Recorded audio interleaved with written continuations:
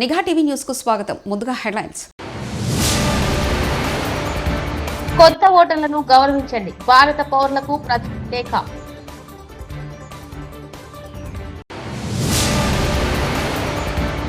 మాక్ assembly అద్భుతం. విద్యార్థులు అదరగొట్టారు. CM Chandrababu.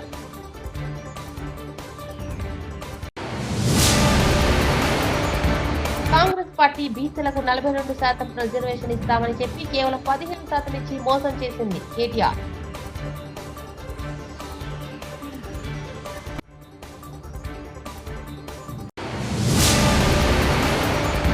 Jubilee Hills ఎమ్మెల్యేగా ప్రమాణం చేసిన నవీన్ యాదవ్.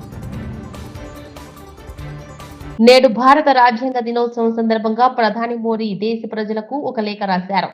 దేశంలో నూతన ఓటర్లను గౌరవించాలని అందులో కోరారు. ఓటర్లు తమ ఓటు హక్కును వినియోగించుకోవడం ద్వారా ప్రజాస్వామ్యం బలోపేతమవుతుందని పేర్కొన్నారు. 18 ఏళ్లు నిండిన కొత్త ఓటర్లను గౌరవిస్తూ పాఠశాలలు, కళాశాలలు రాజ్యాంగ దినోత్సవాన్ని నిర్వహించుకోవాలని ఈ సందర్భంగా సూచించారు మోదీ. విధుల నిర్వహణ నుంచే హక్కులు పుట్టుకొస్తాయని, జాతిపిత మహాత్మా గాంధీ దీన్నే విశ్వసించారని ఈ సందర్భంగా ప్రధాని గుర్తు చేశారు. విధులను నిర్వర్తించడం అనేది సామాజిక, ఆర్థిక పురోగతికి పునాది వంటిదని స్పష్టం చేశారు. రాజ్యాంగ దినోత్సవం సందర్భంగా అమరావతిలోని అసెంబ్లీ ప్రాంగణంలో విద్యార్థులతో మాక్ అసెంబ్లీ నిర్వహించారు. ఇందులో పాల్గొన్న విద్యార్థులు సభ జరుగుతున్నంతసేపు ప్రజా ప్రతినిధుల్లా మారిపోయారు. వివిధ అంశాలపై చర్చించారు. అధికార, ప్రతిపక్ష నాయకుల్లా మాటల తూటాలు నిలిచారు. నిజమైన అసెంబ్లీని తలపించేలా విద్యార్థులు వ్యవహరించడం హర్షణీయం. మాత్రమే ఉంటాయి. ప్రతిపక్షానికి తగిన సమయాన్ని ఇస్తాను. ప్రభుత్వం నుండి సరైన సమాధానాలు రాబడతాను. సభా గౌరవం కాపాడటం మనందరి బాధ్యత. ఇక సమయం వృధా చేయకుండా సభా కార్యక్రమాలను మొదలు పెడదాం.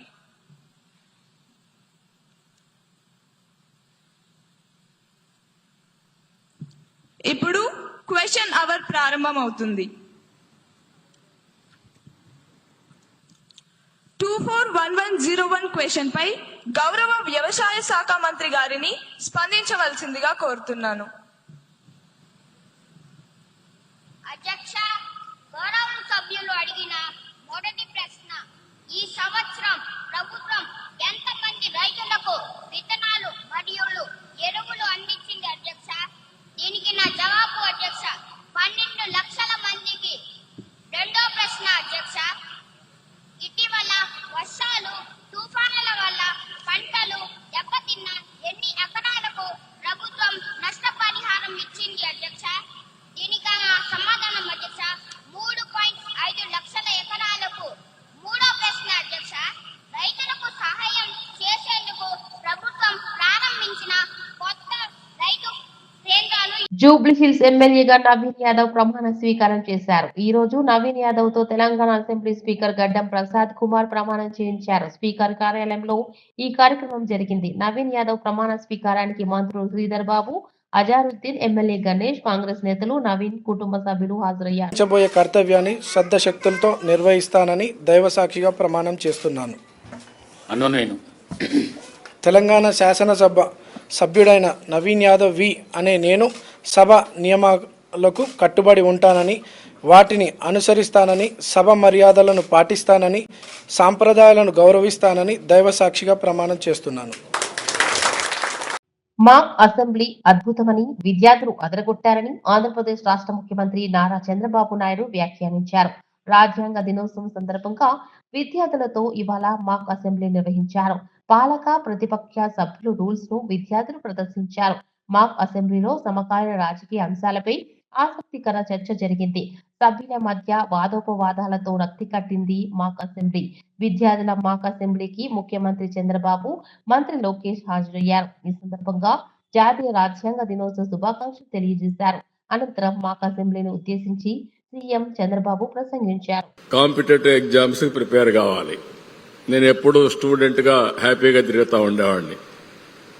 సెకండ్ ర్యాంక్ నాది క్లాస్లో కూడా. అయితే నేను ఆలోచించింది, నేను గాని రాజకీయాలకు వస్తే ఐఏఎస్ ఆఫీసర్ని కంట్రోల్ చేసే శక్తి నాకు వస్తుందని చెప్పి నేను ఆలోచించాను. That was my vision. అయితే విజన్ ఉంటే సరిపోదు, మీరు గుర్తుపెట్టుకోవాలి పిల్లలందరూ. దాన్ని ఎగ్జిక్యూట్ చేయాలనే ఆలోచన మీకు రావాలి. నిరంతరం శ్రమ చేయాలి. అందుకే మీరు చూస్తే ప్రతి ఒక్కరికి సంక్షోభాలు రాకుండా ఉండవు. ఏ సంక్షోభం వచ్చినా, ఏ కష్టాలు వచ్చినా ధైర్యంగా ఎదుర్కోవడమే కాకుండా ఎప్పటికప్పుడు సరైన నిర్ణయాలు తీసుకొని ముందుకు పోతే అది సాధ్యమవుతుంది. అందుకే ఈరోజు నేను 9వ ఎమ్మెల్యేగా అయ్యాను. అంటే 45 సంవత్సరాలు. ఇక్కడుండే స్పీకర్ని మీరు చూస్తే ఆయన 7 సార్లు ఎమ్మెల్యేగా, ఒకసారి ఎంపీగా అయ్యాడు.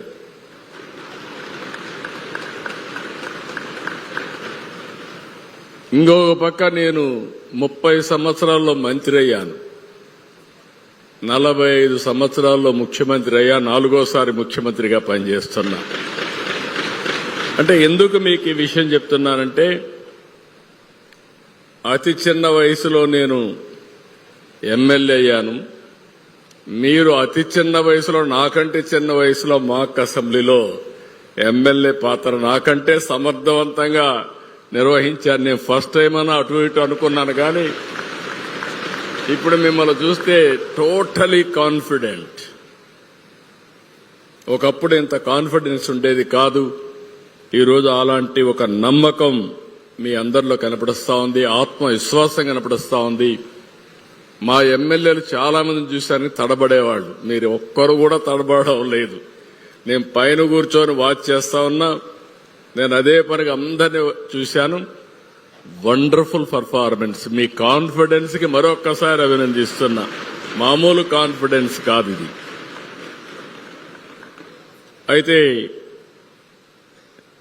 మన భారతదేశానికి ఆత్మగా నిలిచిన సంబాల చిత్ర బృందం ఇటీవల వరంగల్లో సందడి చేసింది. నటుడు ఆది సాయి కుమార్ చిత్ర బృందంతో కలిసి భద్రకాళి ఆలయం 1000 స్తంభాల గుడిని దర్శించుకున్నారు.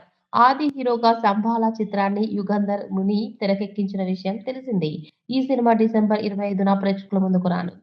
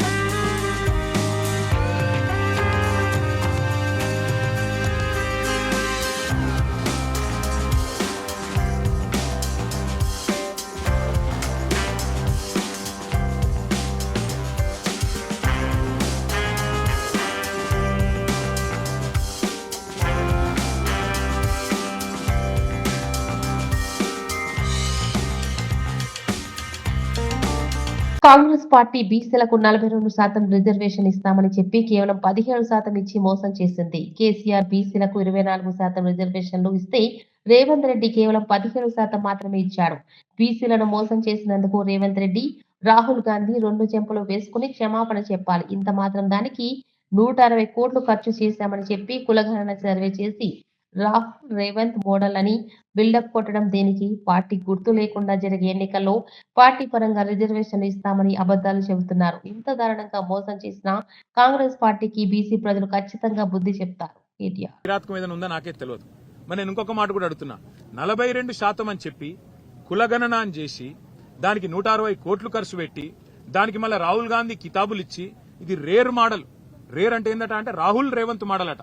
రేర్ మోడల్ అని పెట్టి దానికి కాంగ్రెస్ వర్కింగ్ కమిటీలో తీర్మానం పెట్టి ఓహో రేవంత్ రెడ్డి ఆహా కాంగ్రెస్ అని ఊదరగొట్టి ఇలా పీకింది చివరికి ఏం చేసినావు? 42% రిజర్వేషన్లను నమ్మబలికి బీసీల ఓట్లు కొల్లగొట్టి ఇవాళ 17% పరిమితం చేసినందుకు ముందు రేవంత్ రెడ్డి 2 చెంపలేసుకొని బీసీలను మోసం చేసినందుకు క్షమాపణ చెప్పాలి. సర్పంచ్ ఎన్నికల్లో ఇవాళ ఏ అరాచకం అయితే చేస్తా ఉన్నారో, కొన్ని మండలాల్లోనే బీసీలకు స్థానం లేకుండా, రిజర్వేషన్ లేకుండా చేసి, కొన్ని జిల్లాల్లో కూడా లేకుండా చేసి దుర్మార్గం ఏదైతే ఈ ప్రభుత్వం చేస్తున్నదో దీనికి రాహుల్ గాంధీ క్షమాపణ చెప్పాలి. ఎందుకంటే బీహార్ ఎన్నికల్లో రాహుల్ గాంధీ అబద్దం చెప్పిండు. తెలంగాణలో మేము చేసేసినాం, 42% ఇచ్చేసినాం అని బీహార్ ఎన్నికల్లో చెప్తాడు, ఢిల్లీలో చెప్తాడు. అందుకే తెలంగాణ గల్లీల్లో ఉండే మా బలహీన వర్గాల సోదరులకు నా ప్రార్థన, దయచేసి కాంగ్రెస్ పార్టీ మిమ్మల్ని ఏదైతే నమ్మించి గొంతు కోసిందో బుద్ధి చెప్పండి. ఇవాళ పార్టీ రహితంగా జరిగే ఎన్నికల్లో సిగ్గులేదు ముఖ్యమంత్రికి, మంత్రులకు. పార్టీ రహితంగా జరిగే ఎన్నికల్లో పార్టీ పరంగా రిజర్వేషన్లు ఇస్తారట. ఆ ఎన్నికల్లో పార్టీ గుర్తే లేకపోయా. అసొంటప్పుడు నువ్వు పార్టీ పరంగా రిజర్వేషన్లు ఆడికెళ్ళిస్తావు అంటే నమ్మితే ఇక ఎన్ని అబద్దాలు చెప్తారంటే వాళ్ళకు నిజంగా వాళ్ళ నోర్లకు మొక్కాలే. మళ్ళొక్కసారి ఇవాళ వీళ్ళ నిజరూపం బయటపడ్డది. వీళ్ళు ఇన్నాళ్లు బీసీల కోసం కార్చిన కన్నీళ్లు మొసలి కన్నీరు అన్నది బయటపడ్డది. కాబట్టి బీసీ సోదరులు, ముఖ్యంగా సోదరీమణులు, మీరే బుద్ధి చెప్పాలా ఈ దుర్మార్గమైన ప్రభుత్వానికి అని చెప్పి మేము విజ్ఞప్తి చేస్తూ, ఈ రకమైన మోసాన్ని ఏదైతే కొనసాగించే ప్రయత్నం ముఖ్యమంత్రి ఆయన మంత్రులు చేస్తా ఉన్నారో దీనికి తప్పకుండా తెలంగాణ సందర్భానుసారంగా కసిదీరా, కాళోజీ నారాయణరావు గారు చెప్పినట్టు కసిదీరా కాలం వచ్చినప్పుడు కాటేసి తీరుతుందనే మాట కూడా వారికి విజ్ఞప్తి చేస్తాం. Thank you. కొత్త ఓటర్లను గౌరవించండి. భారత పౌరులకు ప్రత్యేక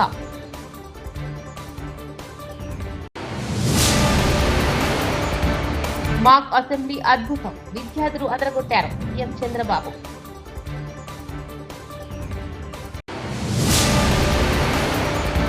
కాంగ్రెస్ పార్టీ బీసీలకు 42% రిజర్వేషన్ ఇస్తామని చెప్పి కేవలం 15% ఇచ్చి మోసం చేసింది కేటీఆర్.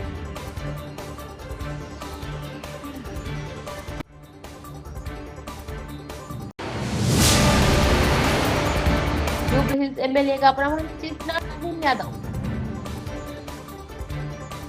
ఇవి బులెటిన్ విశేషాలు. చూస్తూనే ఉండండి నిఘా టీవీ న్యూస్.